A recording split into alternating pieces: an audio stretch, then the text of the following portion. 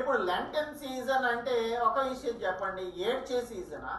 అది ఒకవేళ మీరు కనుక ఏడ్చే సీజన్ అయితే యేసు ప్రభువు మరి మరణ పునరుద్ధానాలకు ముందుగా వచ్చే లేదంటే ముందుగా ఏర్పరచబడినటువంటి ఈ 40 దినాలు సంతాపపడటానికి, ఏడవటానికి, యేసు ప్రభువుని గురించి ఏడవటానికి మీరందరూ కూడా ఉపవాసం చేస్తున్నట్టయితే యేసు ప్రభువుని గురించి మనం ఏడవన అవసరం లేదు, మన పాపముల గురించి మనం ఏడవాల్సి ఉంటుంది. అందుకే మీ హృదయాలను చింపుకోవాలి అని యోవేలు ప్రవక్త చెప్తున్నాడు. మన హృదయాలను చింపుకోవడానికి ఒక సీజన్ అవసరం లేదు. ఏ రోజైనా సరే మనం దేవుని సన్నిధిలోనికి వెళ్ళి మన హృదయాన్ని ఆయన ముందర కుమ్మరించుకోవచ్చు.